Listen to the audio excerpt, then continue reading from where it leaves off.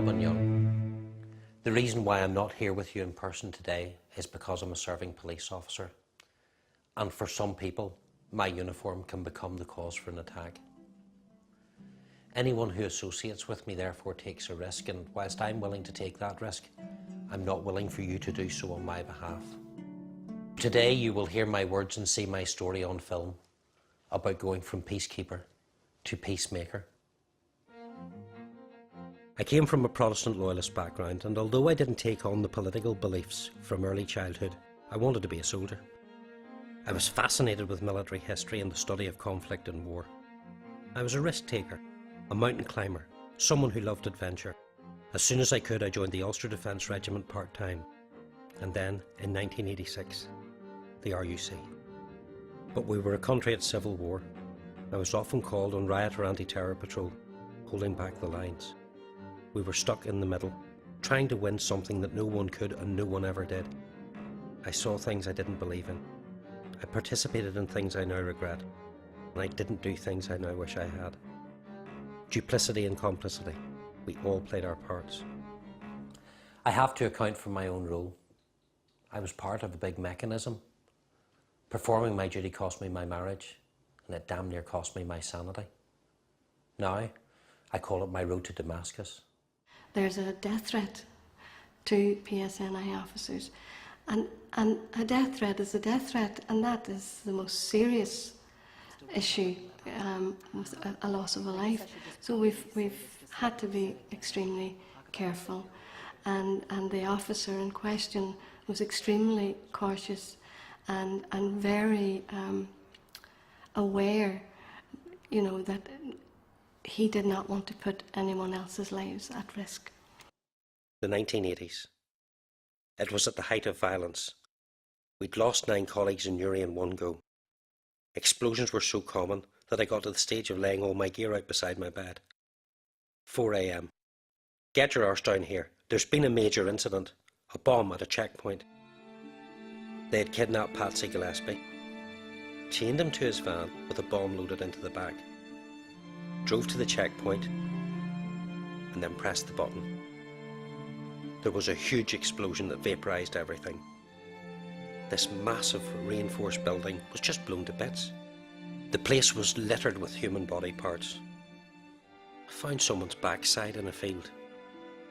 No front, just the cheeks. Into the bag. I worked my way into the middle of the scene, pick it up, drop it into the bag. There was a brick in a pile of rubble. I lifted it. Underneath was a human heart. Pick it up, drop it in the bag. Pick it up, drop it in. Up, in, up, in. At the time of the blast, there'd been 7 soldiers in the armoured personnel carrier. I didn't want to look at what remained. I opened the bag. Nothing. Not one shred of anything. The force of the blast had sucked 7 human beings out through the viewing windows, each one of them the size of a mail slot. Totally vaporised everything.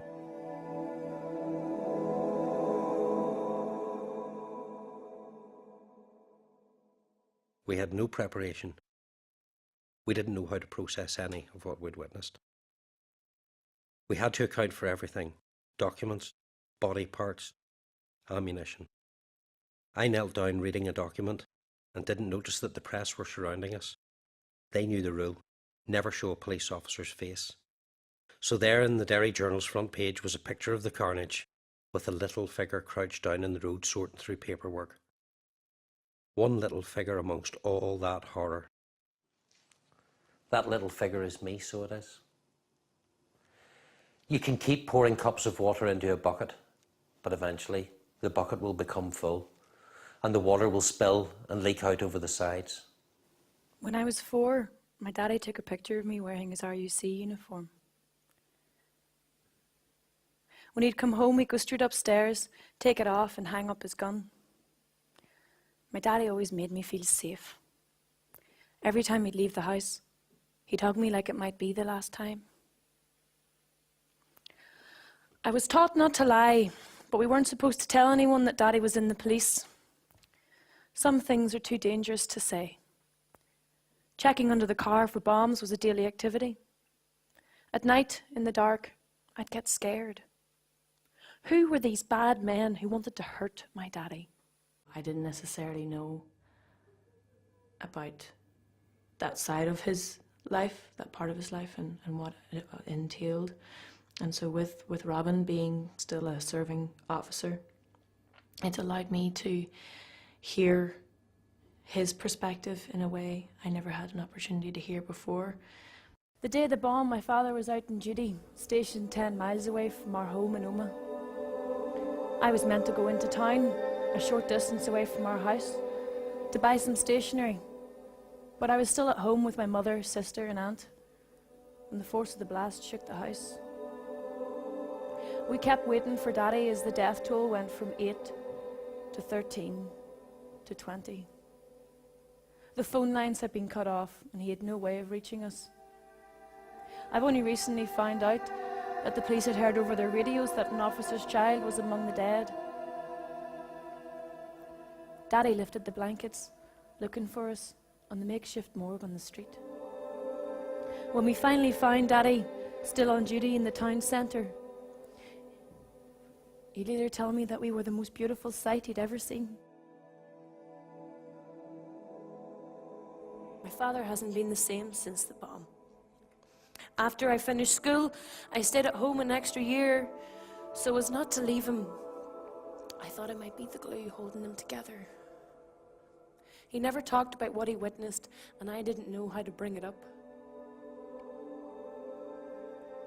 I didn't want to be responsible for bringing my daddy to tears.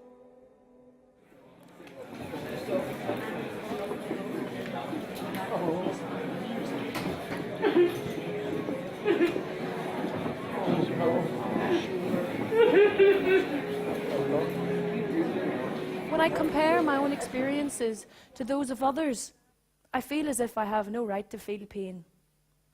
No one in my family was killed. No one was physically injured. Compared to so many others in Omagh and Northern Ireland and the rest of the world, I haven't suffered. I have no tragic story. But why do we feel the need to judge and compare our experiences? Why do we measure who has suffered the most? Not one of us who has lived through the violence here has been left unscathed. We all have our scars, seen and invisible.